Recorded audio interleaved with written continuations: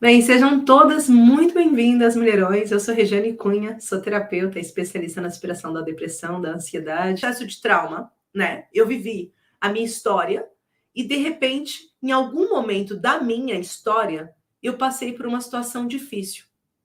Quando eu passei por aquela situação difícil, meu cérebro vai guardar isso. Mas para explicar isso, eu vou trazer aqui para vocês alguns slides que vão ajudar vocês a entender e clarificar isso. Então, deixa eu colocar aqui para vocês. Aqui é a regra de como que a gente entra em ansiedade ou em depressão. Vale lembrar que a depressão ela não começa logo de cara. A depressão ela pode ter passado, você pode ter dito, mas eu nunca tive ansiedade. Você pode nunca ter notado que aquilo eram sintomas de ansiedade. Mas normalmente a ansiedade vem primeiro do que a depressão, num quadro normal, tá? 90% dos quadros começam de uma ansiedade e depois se tornam depressão, ok? Existem pequenos casos que são feitos através do uso de medicamentos que potencializa você entrar num estado depressivo. Aí são exceções. Mas o mais normal é a ansiedade vir primeiro e depois a depressão. Então, primeiro vem um evento de trauma, uma situação que eu passei e que meu cérebro registrou aquilo e não quer mais passar. A partir desse registro, ele começa a entrar em crise de ansiedade sempre que ele sente que vai passar por uma situação similar, como eu disse, do processo do trauma, e aí ele começa a sentir esse estado de que vai acontecer de novo, que vai acontecer de novo, ao ponto dele chegar um dia e poder ter um ataque de pânico e não conseguir mais nem... Imagina, eu estou em casa tomando banho e de repente eu tenho um ataque de pânico. Tem pessoas que estão dormindo e de repente acordam com um ataque de pânico, e isso é muito normal acontecer. Então, a partir do momento em que eu tenho esse processo da ansiedade que vai crescendo, que vira uma TAG, um transtorno de ansiedade generalizada, que vira uma fobia social, uma agorafobia, eu vou começando a entrar num processo de isolamento. Porque eu não consigo mais conviver com a minha ansiedade, eu perco o meu trabalho, eu começo a ter que ficar em casa, eu não saio mais com as minhas amigas, eu não consigo socializar, eu tenho 4, 5 crises no dia, eu começo a perder o meu controle físico e emocional para mim mesma. Eu entro em estados de looping. A partir desse momento, eu começo a me isolar. Quando o isolamento começa a acontecer, quanto maior o isolamento, mais eu estou entrando num quadro depressivo. Olha só, você começa a não sair mais para conviver com as suas amigas, você mente, inclusive, diz para elas que está muito ocupada, que não vai conseguir, que depois vai em outro dia. E daí você começa nesse processo, você sai do trabalho, acha que você não é capaz de voltar, porque o trabalho está te trazendo estresse demais, você acha que é um burnout só, e daí você começa a conviver com tudo aquilo e vai se isolando. Consoante você se isola, vai vindo uma tristeza profunda, uma apatia, um sentimento de angústia, uma dor.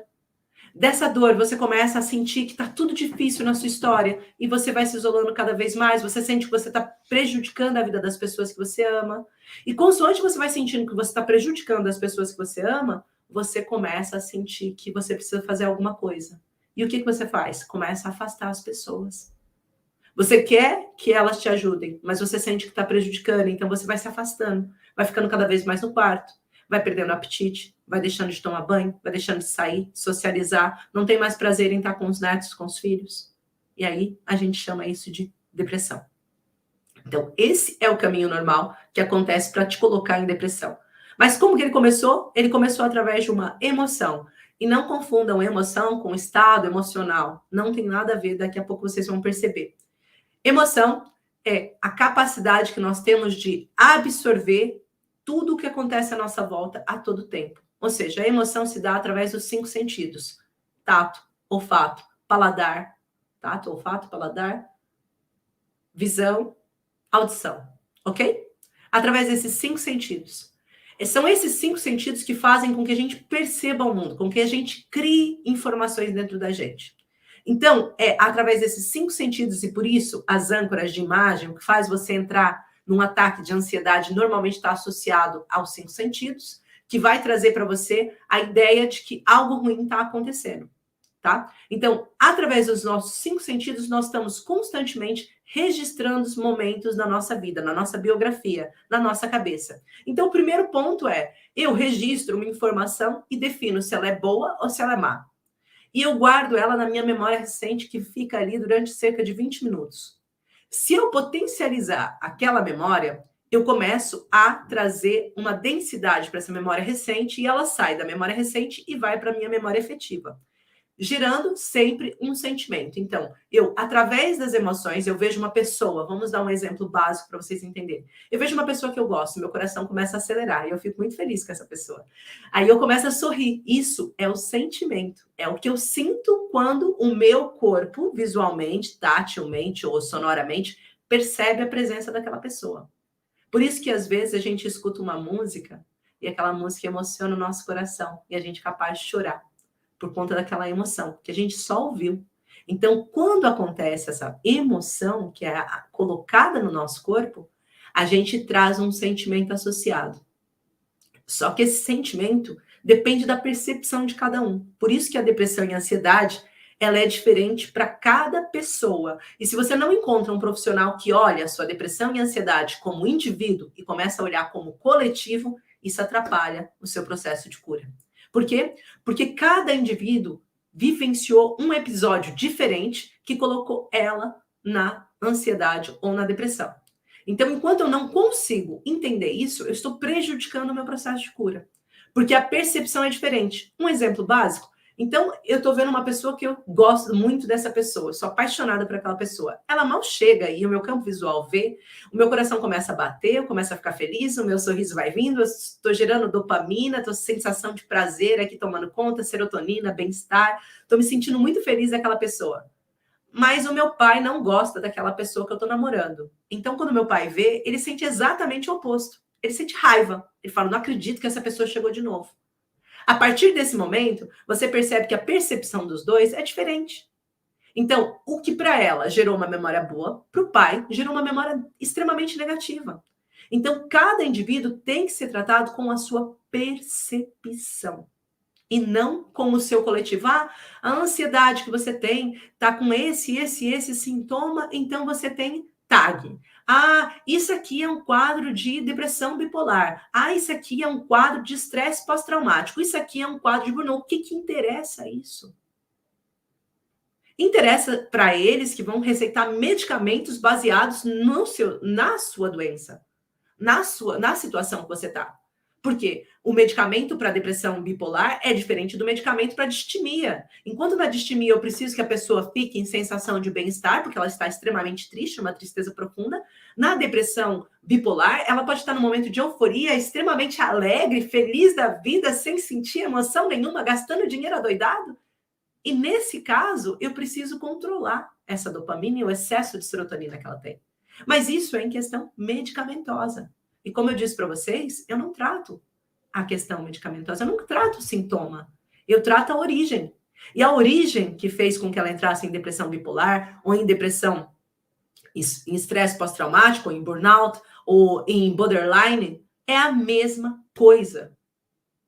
É a mesma coisa, é um trauma que gerou um sentimento, que trouxe uma percepção que virou um trauma. Ou seja, um trauma de impacto, foi algo muito difícil dela lidar, ou um trauma relacionado a acúmulo, situações pontuais que ela foi passando durante a vida dela toda e que hoje faz com que ela não se sinta bem. Certo? Então, esse trauma vai posicionar dentro da sua cabeça, na sua cabecinha, uma situação chamada, lá na sua medula cortical, uma situação chamada medo ou sistema de alerta. Eu chamei aqui de medo para que seja mais fácil vocês compreenderem. Mas dentro da nossa cabeça, nós guardamos uma informação para que a gente consiga viver mais tempo. Então, por isso, a gente acaba passando por uma situação de ter um sistema de alerta que é ativado. Esse sistema de alerta é o nosso medo, é o trauma que você viveu, que não quer mais viver, que seu corpo entendeu que aquela situação foi muito... Qual é a sua percepção? Você agora pega no volante e você pensa, eu vou sofrer um acidente de novo de carro. E daí você não consegue pegar no volante. Por quê? Porque o seu cérebro fica revivendo aquele conflito, mesmo que ele não aconteça. A capacidade que nós temos de reviver é muito grande. Então, naquele momento, você fala, meu Deus, eu preciso sair desse lugar, certo? Então, eu simplesmente saio correndo. Eu tenho um ataque de ansiedade quando eu pego no volante. Por quê? Porque o meu medo, que está lá na minha amígdala cortical, vem e me chama e diz, ó, tá acontecendo alguma coisinha aqui. Olha só, essa percepção, quando você passa nessa rua, nesse lugar, você lembra daquele acidente. E isso faz com que você despolete de novo. Aqui, para quem está no YouTube, consegue ver. A amígdala cortical despoleta de novo o cortisol para o seu córtex pré-frontal, ou seja, os hormônios que fazem você ficar pensando em estado de alerta, você arregala o seu olho, por isso numa crise de ansiedade é normal você ver o olho assim esbugalhado, o coração começa a acelerar, porque entende que está correndo perigo, precisa bombear sangue para eu conseguir correr, sair daquele evento, o meu intestino para, tem uma paragem do intestino, porque senão eu vou ter que produzir muita energia para continuar a produção do intestino e eu não posso, e aí eu sinto as minhas pernas tremendo, uma transpiração enorme, a boca seca, às vezes fica a minha orelha vermelha, minha cara vermelha, tudo isso pode acontecer dentro de uma crise de ansiedade. Por quê? Porque você acionou a zona de medo. Então, quando você aciona a zona de medo, você mostra para o seu corpo que você está correndo perigo. Por que você acionou? Porque você voltou a estar dentro do conflito. Você está novamente dentro do trauma. Então, aquele exemplo que eu dei para vocês, se quando eu peguei no carro, eu lembrei do acidente que eu vivi, automaticamente eu lembro de tudo. Às vezes vocês não estão passando por uma situação e vocês veem pequenos flashes daquilo, vocês têm memórias? Por exemplo, pessoas que não conseguem ouvir uma ambulância que entram em crise de ansiedade. Por quê?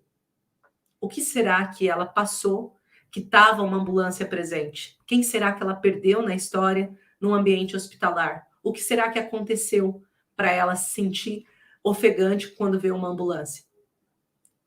É por isso, porque nós acionamos, em questão de ansiedade ou de depressão, nós acionamos os gatilhos da memória. E esses gatilhos, essas âncoras, né? Âncoras da imagem, produzem esses gatilhos que fazem com que a gente tenha, então, essa percepção de que algo ruim vai acontecer. Então, esse é o primeiro pontinho que eu quero que vocês entendam.